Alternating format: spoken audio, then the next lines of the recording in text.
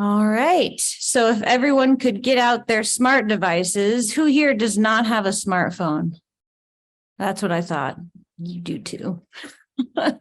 So if everyone could get out their smartphones and scan the QR code here on the screen, we're going to do an activity, an animal welfare activity to see how sharp your skills are. And so our next speaker is Amelia Woods, and I will let her take the floor. Let me see. Yep. Okay, that is working. Okay, so we'll scan the devices. Looks like everybody. So you don't actually have to put you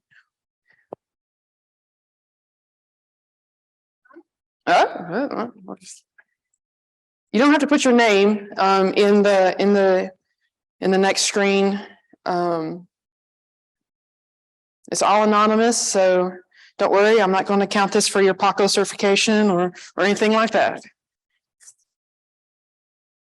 All right.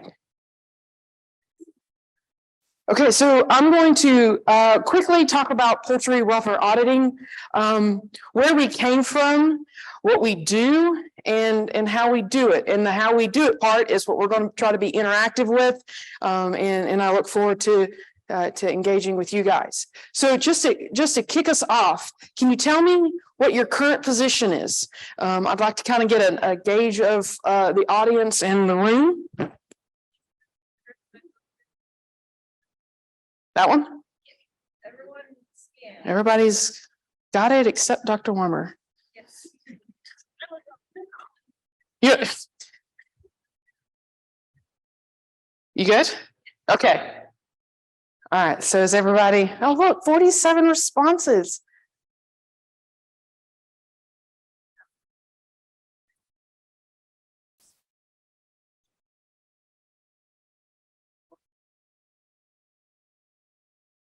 Where did my, can I stop sharing for a minute? Because it's not showing the responses.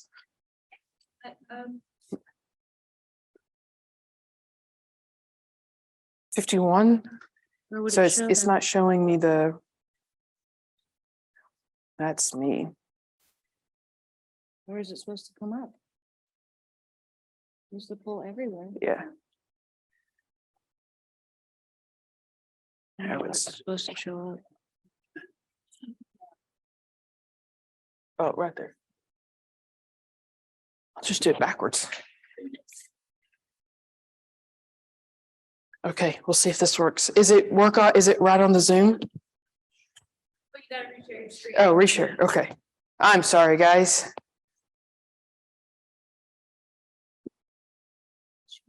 And share PowerPoint. You have two different ones. Is that right? Okay, so a lot of academics. Okay, I kind of figured that's great. I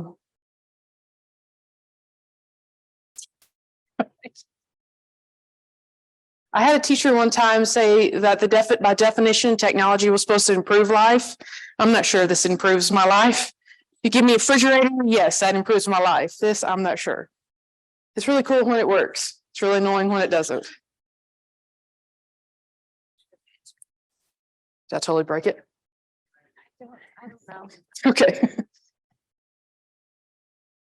This slide.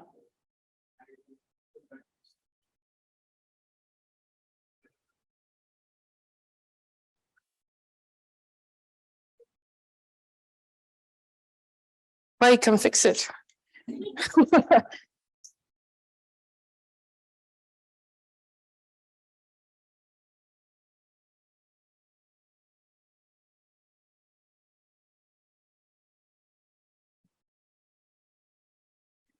Okay.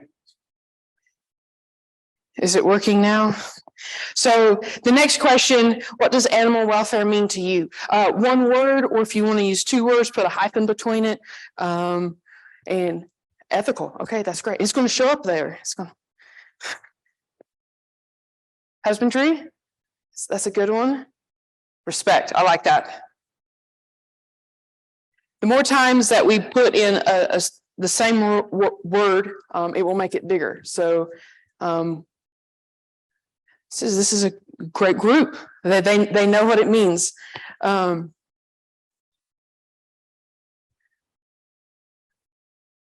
good life. I like that. Yeah.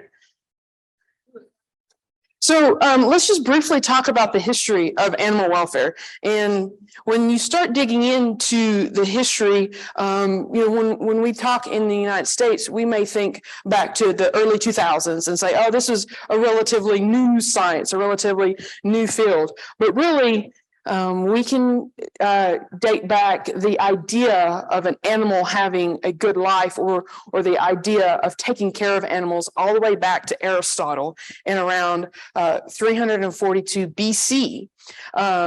And how he taught Alexander the Great, and he returned to Athens and taught zoology. So I got down a super long rabbit trail about the history of animal welfare, which was very fascinating. If anybody would like to just start Googling things, it would be really cool. But we see the first legislation of animal welfare in Ireland in 1635, and that legislation was pulling wool off of live sheep. And so they banned that all the way back in 1635. The first animal welfare organization was RSPCA in 1824. We might know the RSPCA, and then it transitioned in, it was kind of the front runner to the American Humane in some of the work they've done with advocating for human fountains in big cities. And when you start looking at what American Humane did back in the early and mid 1800s, they actually put in child welfare with animal welfare. And so that's really fascinating too, the evolution of that. One that I thought was quite fascinating is in 1916, the U.S. Secretary of War invited the American Humane to rescue World War I wounded horses over in Europe. So they were called in to answer that call to take care of the horses. And then you've got the Humane Slaughter Act. And then we've got in 1964, Ruth Harrison releases the book Animal Machines, which if you don't know what that is, I would say look it up. It's really the foundation of some of the current thinkings in animal welfare. In 1979, the 5 freedoms were formalized and released. And then in the 1990s, the formal auditing of meat plant and processing plants began with the help of Dr. Temple Grandin, kind of the grandmother of modern day animal welfare, maybe.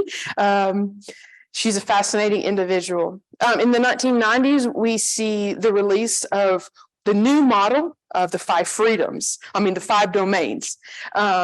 And then, 2000s, the PACO was formed, and we'll talk a little bit about PACO. And also in the early 2000s, we saw farm and production facilities beginning the assessment programs. And then in the 2010s, we really see that auditing on farm and production facilities really escalate, which leads me to, where does PACO fit in that long line of history? Well, our vision is to be the trusted authority on animal welfare auditing with our mission of promoting animal welfare through auditor training and audit certification. And we believe that we are the standard of excellence in animal welfare auditing. Our core values are integrity, credibility, collaboration, expertise, and one of the really important ones is science-based. We know that we're already working in a very emotionally driven area, so we want to make sure we've got the science and we've got the research and the resources to back up our claims. So how do we uphold our core values? So the PACO member organizations are a long list of academic and professional associations representing all the major categories of protein animal production. For this audience today, the Poultry Science Association and the avian pathologists, those are our 2 poultry associations, and each one of these associations provide us with 2 PACO board members. The PSA, our chairman right now is actually the PSA representative, Dr. Karen Christensen from Tyson. So we're led by a very upstanding poultry individual right now. So great organization, great board of directors that really help us uphold the values and put them into place. So PACO's two roles as we promote animal welfare through auditor training and audit certification. So we provide training and certification of animal welfare auditors. Who in here has attended a PACO animal auditor training? Awesome. Okay, good. Anybody else? We've got one in November plugged for broiler specific. So, and then we also certify animal welfare audits. So right now we have over 1,000 certified auditors broken down into our 5 species categories in our 6 certifications. The only species that has kind of a broke off certification is us poultry people. We have a broiler welfare auditor training for specifically for our broiler folks. Canada provides almost over 400 auditors, so we are an internationally based organization. Our last trainings this year, we were able to accumulate attendees from 13 countries, which was quite fascinating to be on a call with our experts in Australia and New Zealand, Mexico, Brazil, and all over Canada. You might recognize some of these companies or some of these organizations. They have certified audits with us in each one of our areas. Meat plant, dairy, swine, broiler production, turkey, cattle feedlot, and others. So we actually, the Animal Kind and the Fur Commission have certified PACO audits. So, okay, so that's enough about PACO. So back to auditing and animal welfare. It is actually a scientific area, right? It's not just a job or just a position, even though we've got folks in this room that might have animal welfare in their title. It's actually a study. Ethology, the scientific and objective study of animal behavior. Dr. Weimer proclaims to be one and is one, not just proclaims. And with that background, the scientific, we really quantify animal welfare using animal behavior, psychology, neuroscience, veterinary medicine, all the G's. We put them together to really give us a background to be able to evaluate and identify key welfare indicators for animal welfare and animal welfare auditing. So we don't just dream it up. These organizations are really backed with science and with the study. So what does all that history mean to auditing? So we've probably all either heard of the 5 freedoms or the 5 domains. So those are really the 2 important frameworks on which animal welfare auditing is assessed, right? Either your organization or your company might adapt the 5 freedoms, or they might adapt the 5 domains. They're really a lot of the similarities. They're just broken down a little differently. So, but whichever one that your company or your organization incorporates, we want to use those 5 freedoms or those 5 domains in auditing. So we've got our five high level categories, frameworks, and then we want to be able to measure and manage concerns, which translate into an audit for us. So we take the 5 freedoms or the 5 domains, we give it manageable and measurable criteria. And that's how we develop our audits.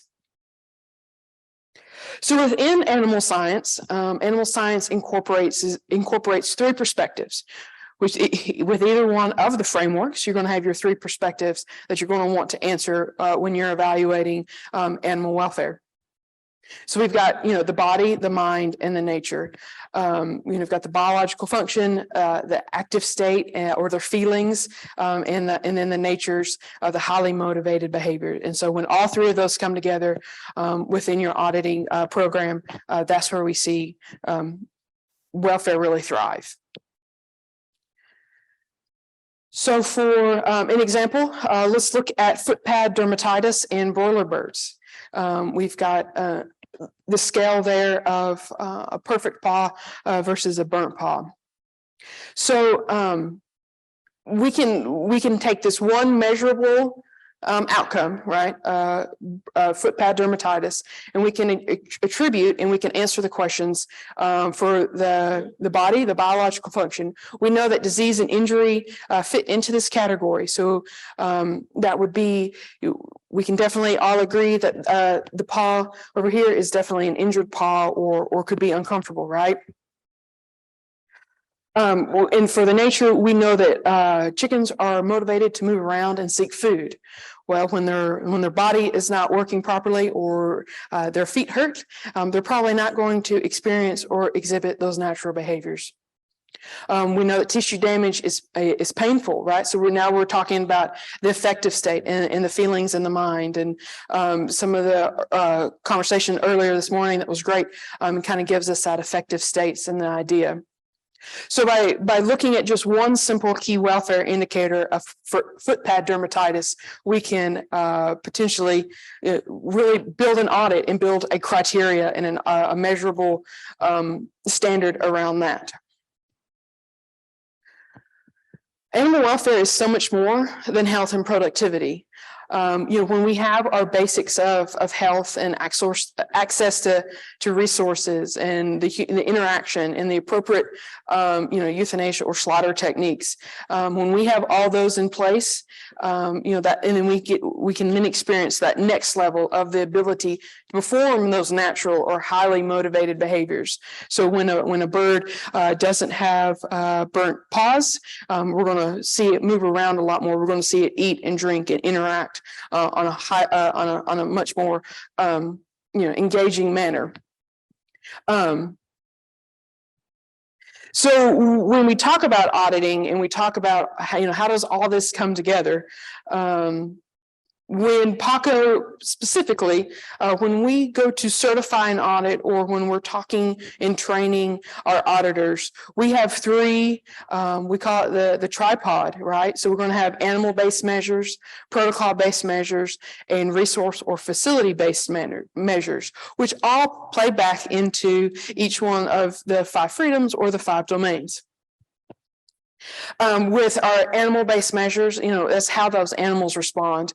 How are they doing in the system or the operation that they're currently in? Those protocol-based measures, we've got the animal care systems in place. So your SOP and your documentation.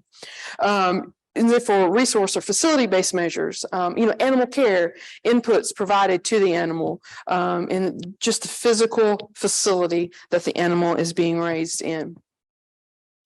So when we incorporate the scientific evidence into the audit design in our 3 measures, so back to our paw score or our foot pad dermatitis, when we've got our animal-based measures, really easy would be just scoring the paws. And we know we do that at the plant after the paw has been removed from the bird, and we can evaluate that score and contribute it back to the farm or the grow-out facility.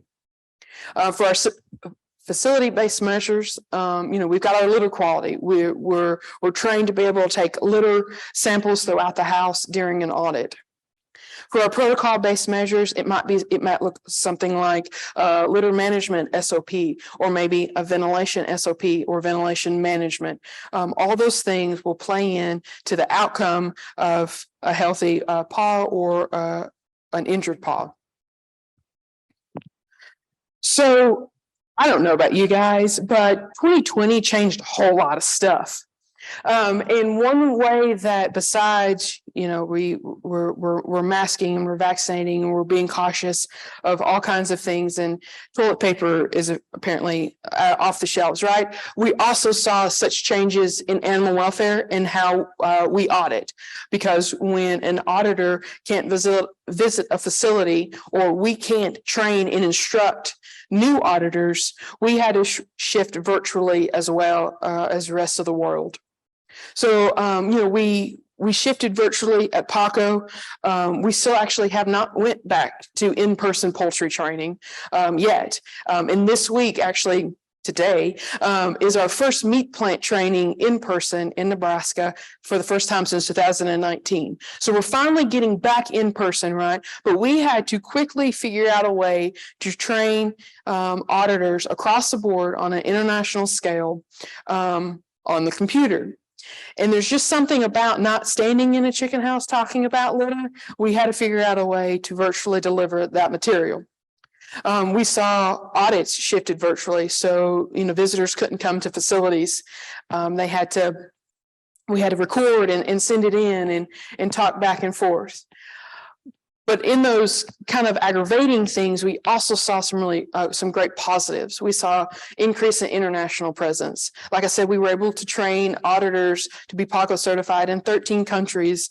We were able to train, all over across Australia and China. We even had some Thailand individuals, and that was really great to be able to globally train people at the same standards for the same purpose in the same outcome. And we're also able to engage across the table.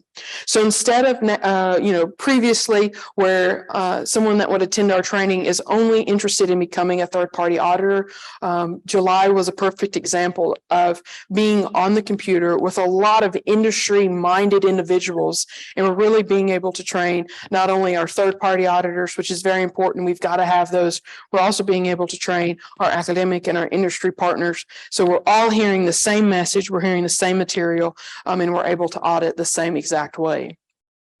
So I talk about how cool it was to transition virtually, but let's try it out and let's see if we break the Zoom again. So we're gonna start in the hatchery, and I realize that I have not given you an audit tool. I have not given you any auditor training, but we're gonna evaluate some key areas in a broiler specific operation.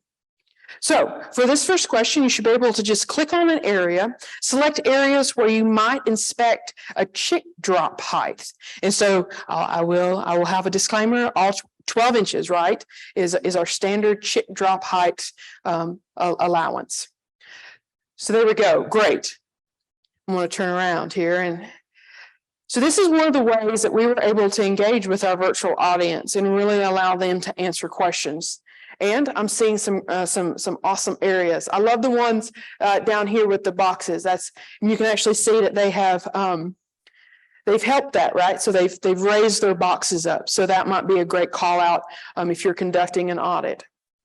I'm not sure what chick would be falling from above the door there, but that's definitely more than 12 inches. The ceiling fan, wow, okay. Awesome. Maybe we need to talk about any hatchery specialists in here. Like maybe that might help your livability if you don't drop them from the ceiling fan. All right, I think that's enough of that. So, okay, so let's look at some gate score, right? This is one of the areas that a lot of auditors spend a lot of time learning and assessing and calibrating. It's very important that we get this right. So with 0, 1, 2, of course, 0 is no signs of lameness. 1 is awkward or uneven steps. 2 can't walk without sitting down or obvious lameness, right? So I gave you a little reminder of what gait is like. So, all right, I'm going to hit play. I'm going to activate the poll, and then we're going to come back to the video, okay? There we go. Okay. So,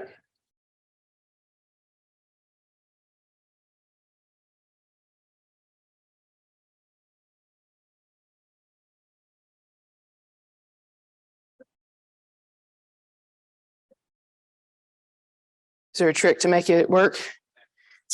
Oh, there we go. Okay, so evaluate that you should have on your poll everywhere, score this gate. So what do you think this bird right here? Is he a 0, 1, or is she a 0, 1, or a 2?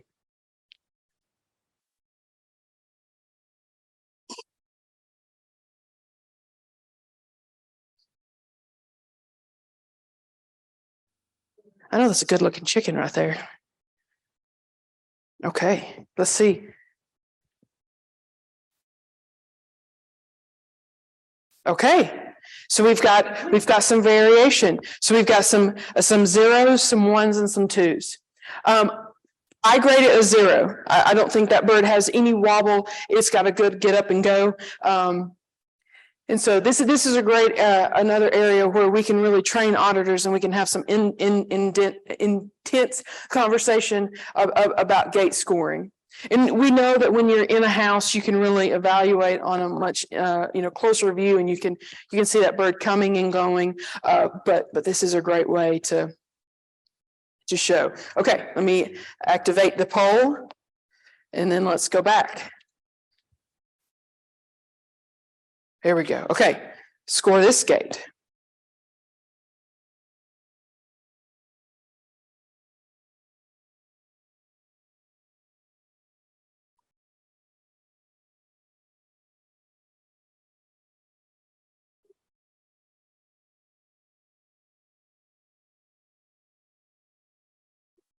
Very good. I would agree with 90% of the room. This is a gate score 2.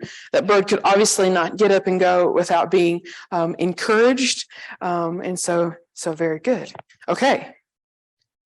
Select areas of the module that you might consider damaged. Everybody see that picture? It should come up on your device as well, but.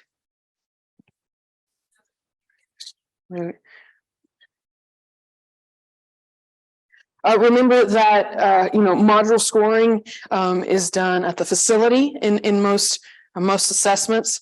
We want to make sure that the module is work. Is it showing? No.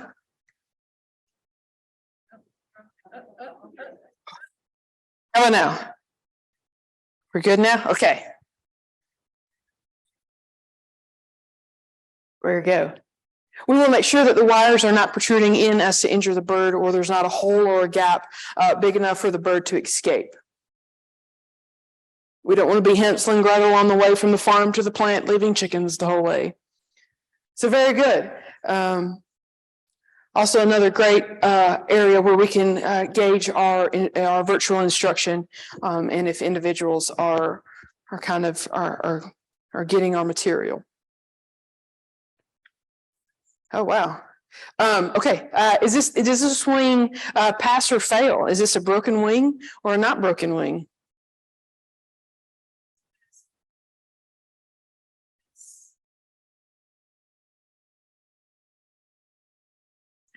Yeah, so I'm going to agree with 92% of you guys. This is a pass.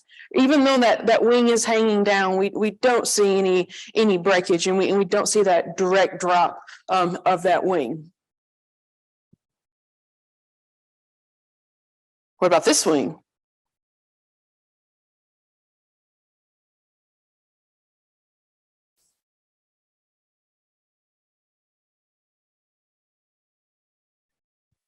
Yeah. 98% of you guys can be auditors. I don't know about the other 2%. So we definitely have a straight drop of the wing. We can even see some blood, and this is, of course, post knife, right? So we're already going to have that we're going to have some blood, but we see that straight drop, and that's definitely a broken wing where we would evaluate for that plant. Okay, how about this wing or these wings? See, I hid it from you guys this time, so you can't see what your peers are saying.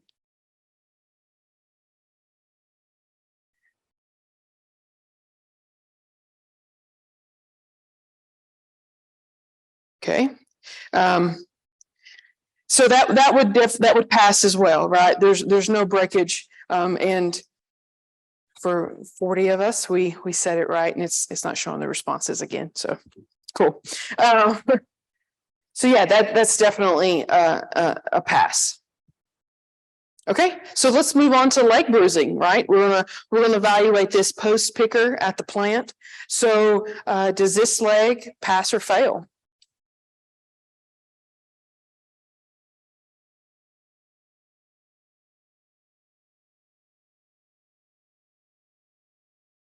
Are we 50-50? Okay, who's going to fight about it? Okay, so we're definitely looking for bruises larger than a quarter on that drum, right? We want to inspect the entire leg.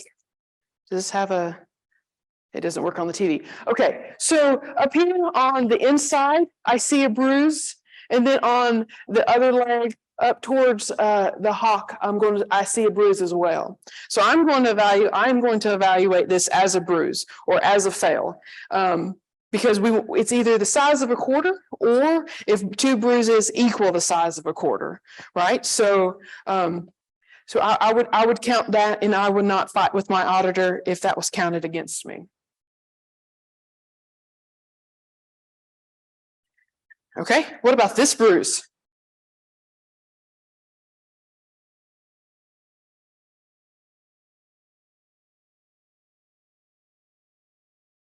I love it when we have a close race.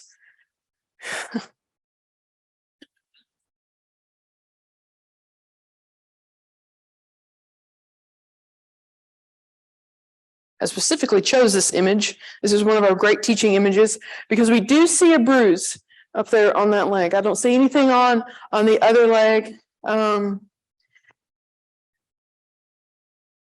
So I'm going to say this leg passes. I do not think that bruise. Yeah, Dr. Owens got it. All right. I do not think that bruise is the size of a quarter or larger. And I don't see any other bruises on either other legs. And what you guys are seeing maybe is coming down from that bruise. But if you look at that image closer, that's not a bruise. It's more of pigmentation. So I'm going to say that leg passes. Okay, what about this one?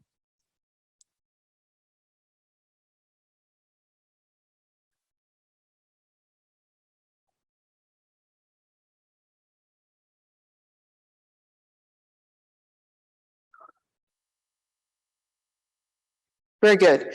I'm going to say this leg passes, and I'm going to instruct and teach that this leg passes. I see no bruise on the outside, and of course I can't make out what's on the inside of that leg. And I think it's mindful that we have to be able to evaluate these very, very quickly. We're evaluating usually a 500 bird count, right?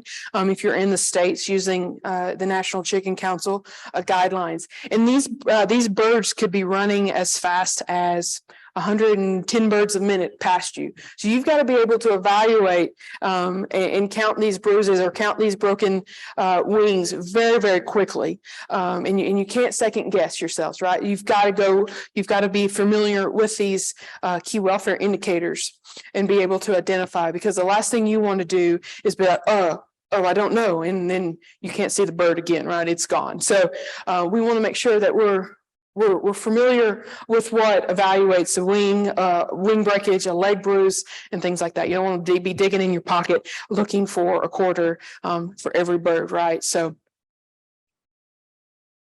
okay, let's look at some paws. Which, me personally, this is one that I have to take a lot of time. This is one that's going to be evaluated usually in the office after you conduct your audit in the plant. It's going to be after those pickers and after it's removed from the bird. So remember that it's going to be, the size of, it's going to be less than the fullness of the pad, and we're going to also combine any that's on the toes. So I agree with 77% of you guys that this paw passes. And remember, I think it's very important that we call out that this is not grading in the plant. This is not for sale paws. This is a welfare indicator. And so the plant or an individual might disagree with you if they're in the mindset of economics, right? If they're in the mindset of, oh, I can't sell that paw. That's not what we're evaluating here. We're evaluating strictly a welfare indicator. Okay, how about this? How about this poor paw? It's definitely taking up the majority of that pad. And I've got a picture of two paws here, right? And that would count as two, right? You don't count that as one, even though it's the same bird, that would count as two. So make sure you just know your tool, know the criteria you're evaluating to, in practice and study and do all the fun things. Okay, how about this paw?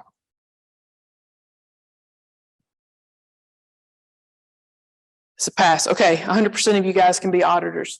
Okay, so real quick, I'd like to just thank the PACO sponsors. So each one of these are our 2022 training sponsors. These guys make it possible for us to be able to invest in really awesome tools like the Poll Everywhere, and let Dakota and I travel and get these awesome pictures and footages. Some of them even allow us to come to their facilities and give us full access to have cameras and things. And that's what it really means to audit and to train auditors in 2022, is really just bridging that gap and having that full industry conversation. So these are our sustaining sponsors, partners this year. We added Cargill, which is a great ally, along with some other great companies that represent all the species areas that we represent. So with that, there we go. There's animal welfare auditing really quick.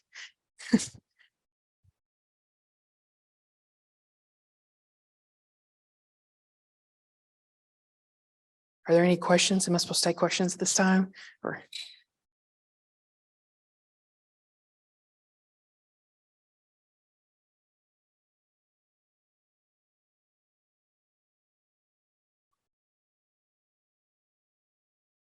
Hey, thank you for your talk. It was really interesting to see.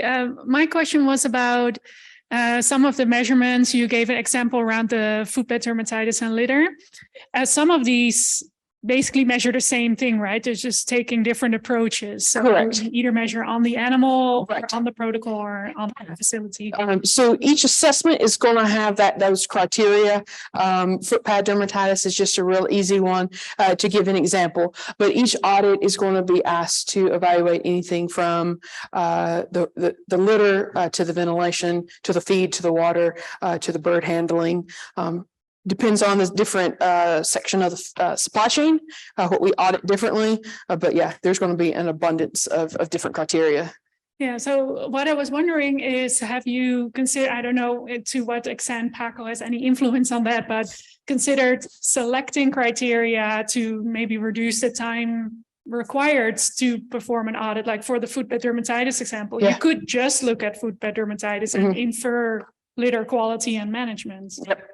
So that's a great question, and that's a great call out too, is when we sit, so PACO is considered the unbiased.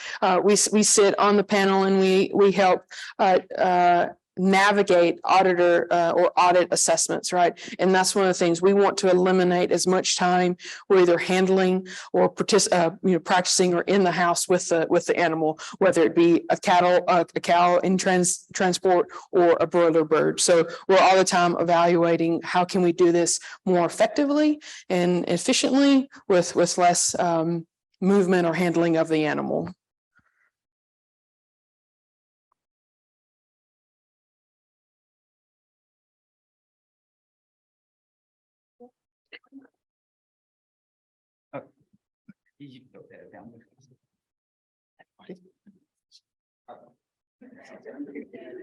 Not everybody at once. Hi, so I'm actually from California. I'm Okay. just going here for school.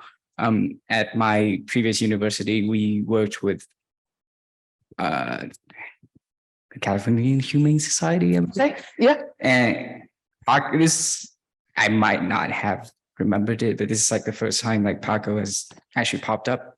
Okay. So I was just wondering if like, do you guys like, depending on the region, of course, do you guys work together or do you guys just sort of like let the producer, I guess? So yes, we're definitely across the entire US. We actually work closely with UC Davis in California, and Dr. Tucker, and they do a lot of dairy work in California. So yeah, anytime that somebody reaches out, we're always willing to have that conversation, wherever the location. I'm actually working with a group right now out of Australia, right? So wherever, we're always open to have that unbiased, scientific based conversation. Gotcha. Thank you. This is not really much of a question, but more of a comment. And I don't think I've mentioned this to you before, but Beth Rumley, works in the Yes. Ag Law Center here. Yes. She contacted me recently talking about the new update to the Prop 12. Okay. And that they're going to develop their own standards.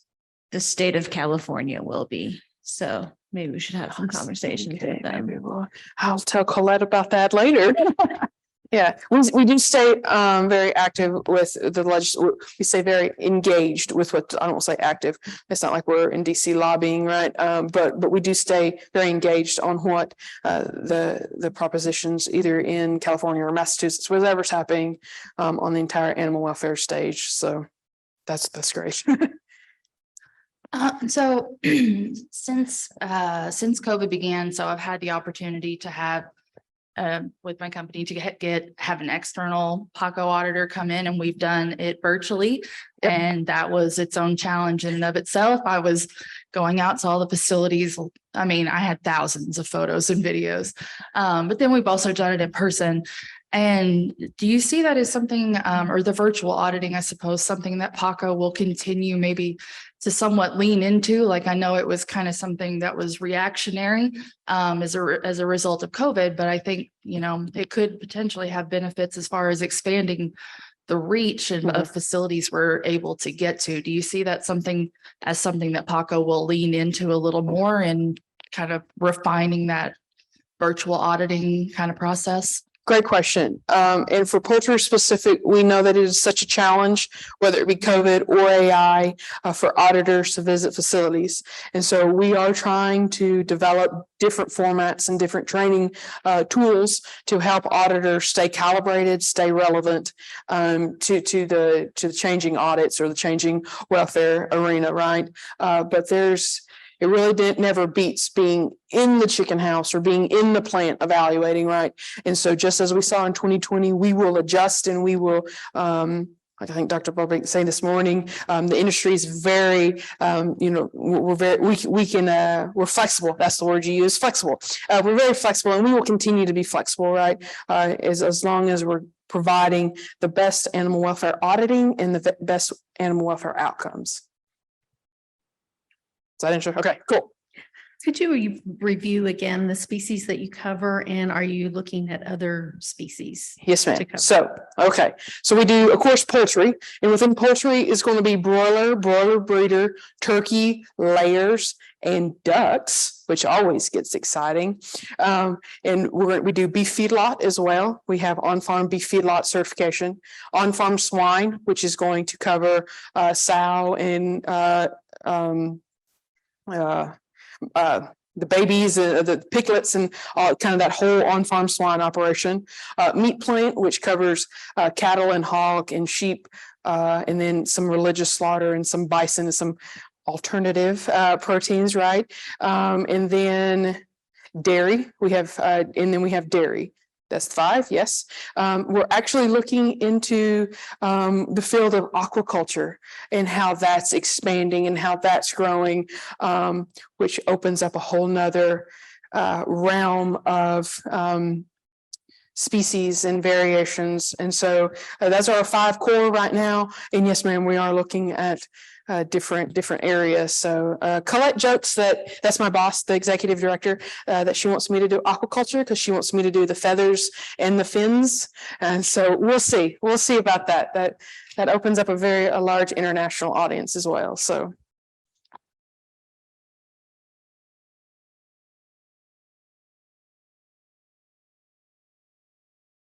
All right, we have a couple of virtual questions here. Okay. Stay there too, because you're in this camp now. Okay, sorry.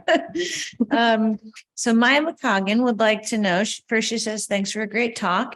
In reference to the goal of grounding audits and science-based information, is PACO involved in activities to help bridge the gaps in knowledge?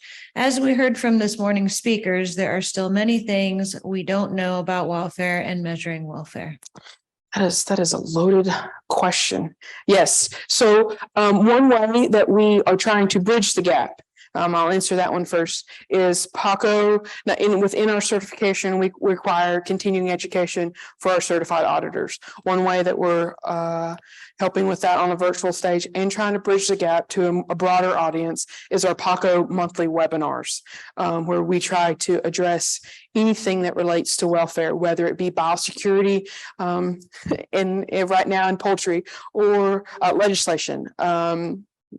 In Beth they talked about some of the different legislations or whatever species, right? So we're trying to bridge that gap with these public free webinars that we can train from that scientific approach. We're also staying very engaged, and that's why our member organizations are so important, because they go to Poultry Science Association and they hear the concerns, and then Dr. Christensen and Dr. Anderson bring that to the PACO board, and we discuss ways that we can address some of the things that PSA or AMSA are hearing. So yeah, I think we try to stay, of course, in a unbiased position, but we also try to stay engaged and try to get it out, especially to the auditing community.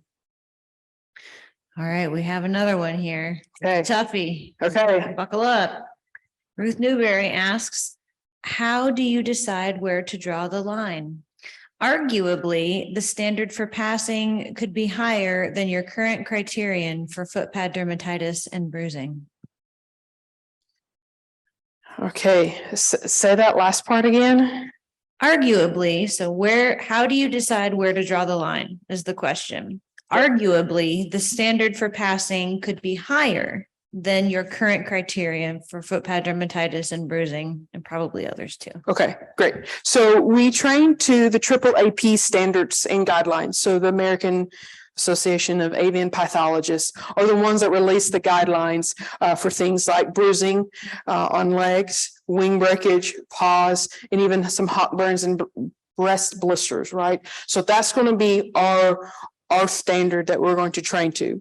If an organization or a company wants to go above and beyond that standard, recognized without the entire industry, that's totally their call.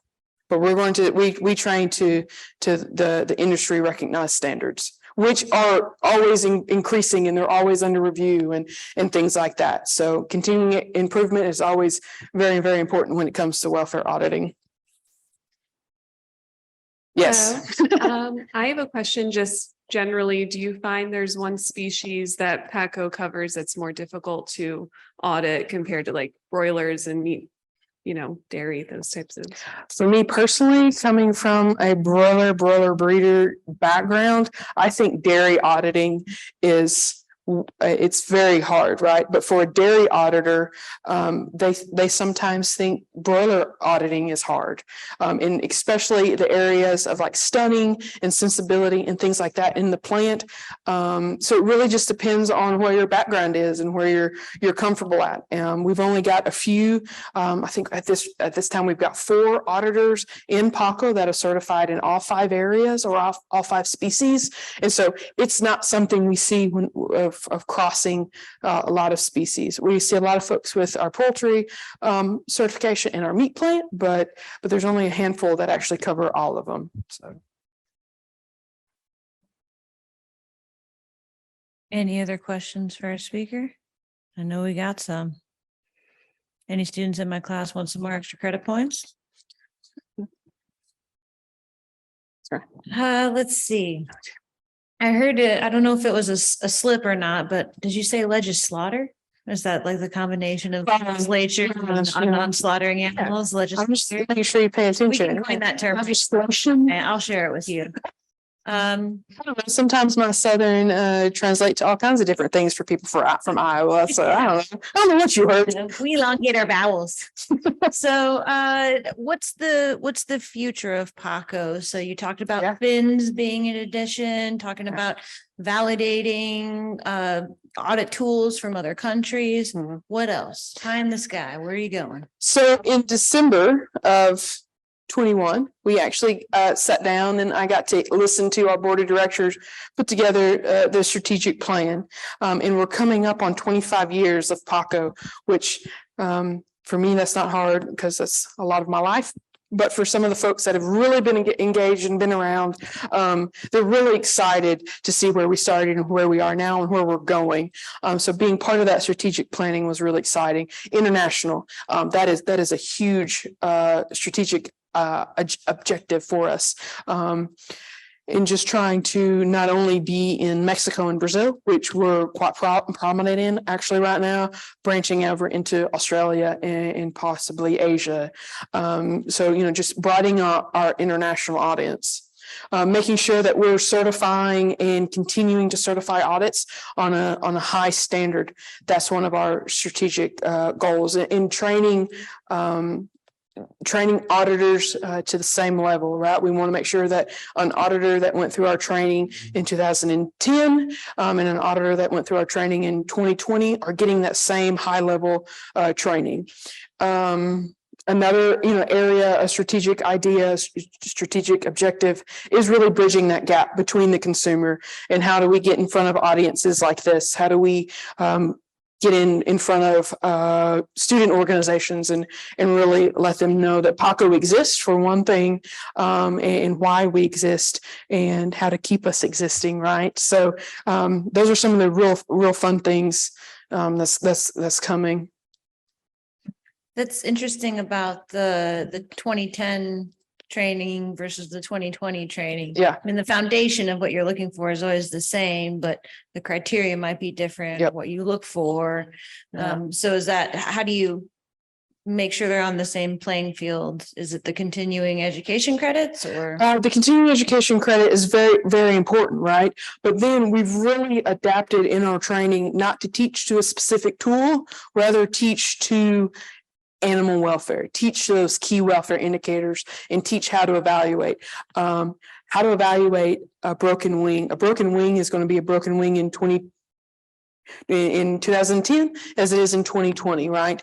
And so really just teaching good auditing foundations and then teaching them how to evaluate any tool they're given any day or night. If I'm given the Canadian Code of Practice for broiler birds or the National Chicken Council or a company specific audit, that's great. All I have to do is read it and know what criteria and know how to evaluate the certain criteria. Thank you. Anyone else have any other questions?